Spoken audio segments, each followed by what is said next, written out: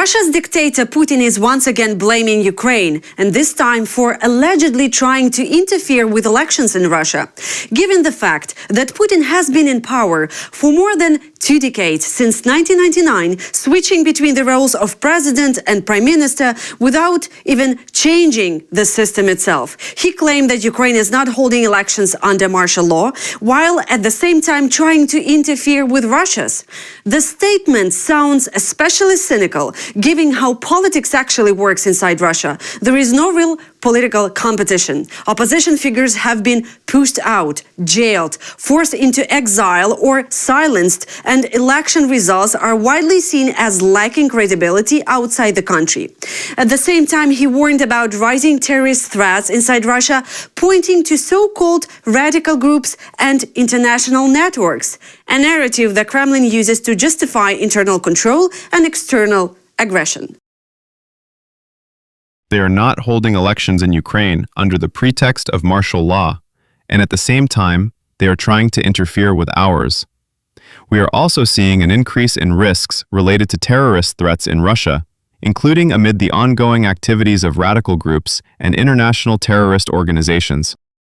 Russia is preparing for its sacred May 9 parade, but there will be no military equipment, which basically means without the very thing this parade exists for. No tanks, no columns, not even cadets, all those people and machines they used for years to build the image. Russia's defense ministry explains it with a carefully worded current operational situation, meaning the war against Ukraine. What's left is infantry and aircraft. Su-25 jets will paint the enemy's tricolor in the sky to at least create some illusion of strength. Overall, a parade without equipment is not something entirely new, but for modern Russia, it looks quite telling, because in recent years, this has been their main show of power. Tanks, missiles, yard systems, all rolling across Red Square to prove Russia still has muscles. For the first time in many years, the parade will look like a scaled-down version of its usual spectacle, not the parade they have been building for the past 15 years. Cadets of Suvorov and Nakhimov military schools, Cadet Corps, as well as columns of military equipment, will not take part in this year's parade due to the current operational situation. During the broadcast, viewers will be shown the work of servicemen from all branches of the armed forces carrying out tasks in the zone of the so-called special military operation, as well as those on combat duty, including crews of the strategic missile forces, the aerospace forces, and the Navy. Russia's economy has effectively turned inward, and now even officials in Moscow are saying it out loud. According to central bank chief Elvira Nabiulina, external financing is no longer available. Before the invasion of 2022, Russian companies relied heavily on cheap Western capital.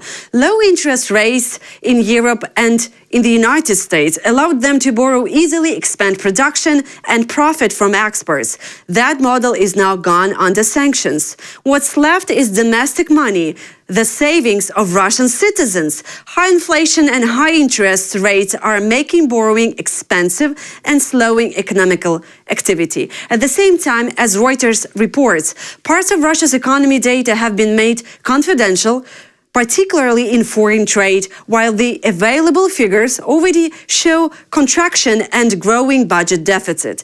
With Western investment largely absent, Russia's own stock market is now one of the few remaining sources of capital. Before 2022, our borrowers, our companies, had access, broadly speaking, to the savings of citizens in Europe and the United States. Those were precisely savings. Because inflation in those countries was low and interest rates were low, our companies were able to borrow these funds at relatively low cost. Put simply, our export sector, which took out these loans abroad, was effectively borrowing from citizens in Europe and the United States. Now, global savings are no longer accessible to us. The only source of financing, or almost the only one, is domestic savings. Grain taken from Ukraine's occupied territories is systematically reaching Israel through a shadow maritime scheme. An investigation by Haaretz shows this is not an isolated case, but a well-established route with a clear logistics and cover. Vessels sail under Russian flags, switch off tracking systems, alter routes, conduct ship-to-ship transfers at sea, and then repair with a clean history before entering the ports of Haifa and Ashdod. Ukraine warned in advance and provided data, yet the ships were still allowed to dock and unload. It's not just about grain, it is money flowing back into Russia's war. According to Ukrainian estimates, at least 15 million tons have been stolen since the full-scale invasion began, and every shipment is a part of this system. And this is no longer only a question for Israel. Since these vessels pass through the Bosphorus, meaning Turkey is also part of the route. It increasingly looks like a deliberate ignoring of sanctions, where the crime is not hidden but effectively legalized at sea. The investigation points to a covert maritime smuggling network moving stolen Ukrainian grain through the Black Sea using deceptive shipping practices. Ships disable tracking systems, conduct ship-to-ship transfers at sea, and obscure the origin of the cargo. Ukraine has already raised concerns after vessels were allowed to unload despite prior warnings. The issue now goes beyond isolated incidents and raises broader questions about the effectiveness of sanctions enforcement and the role of regional actors. And in this case, Ukrainian president is talking about sanctions. Russia is systematically seizing grain on temporarily occupied Ukrainian territory and organizing its export through individuals connected to the occupiers.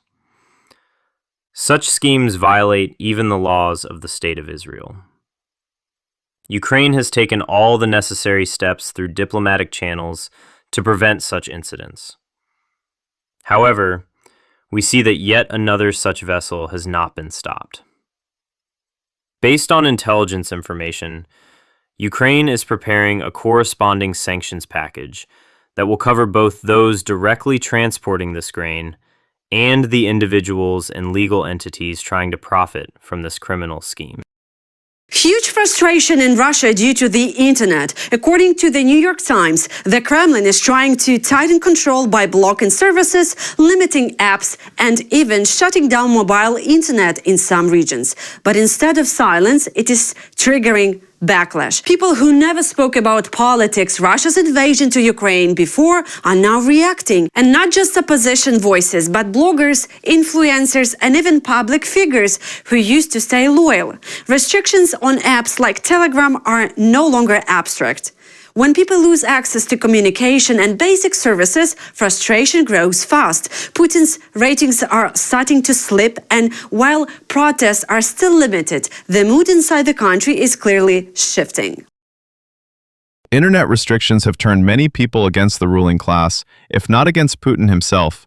We are seeing approval ratings drop, and people who never spoke about politics suddenly becoming active. Ukraine is not just holding the line, it is starting to teach Europe how to fight. That is the main point from David Ignatius. After a hard winter and constant attacks on its energy system, the country held on and did not collapse under Russian pressure. European military leaders now openly say that Ukraine is actually outpacing Russia even with fewer resources. At the Kyiv Security Forum, the message was very clear. This is now a shared war, and Europe is finally realizing it. With the United States stepping back, Europe is trying to take more responsibility, but there is a gap. The will is there, the capability is still catching up. At the same time, a new reality is forming. Europe needs Ukraine just as much as Ukraine needs Europe, especially because Ukraine has real battlefield experience, particularly in drone warfare. A year ago, I wondered whether European nations would be willing or able to take over from the US as Ukraine's protector. The desire is now clearly there, although the capability lags. During the conference, a representative of the European Union announced approval of a new €90 billion loan, about $106 billion for Ukraine. General Sean Clancy, the chair of the EU Military Committee, promised, "Europe will continue supporting Ukraine for as long as it takes." Europeans seem to realize that, In confronting a growing threat from Russian President Vladimir Putin, they need Ukraine's strong military as much as Kyiv needs support from European capitals. The King's address to the US Congress turned into a clear political signal on Ukraine and Western unity. During his speech, Charles III called for unyielding resolve in defending Ukraine and reminded lawmakers of NATO's core principle of collective defense. He drew a parallel with the aftermath of 9/11 when the alliance invoked Article 5 for the first time and acted together.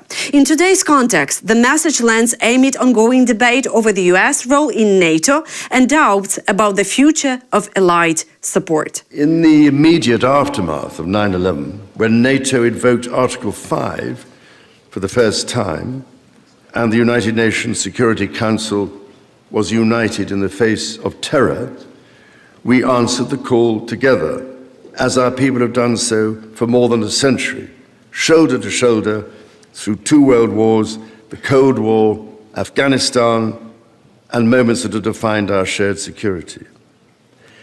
Today, Mr. Speaker, that same unyielding resolve is needed for the defense of Ukraine and her most courageous people.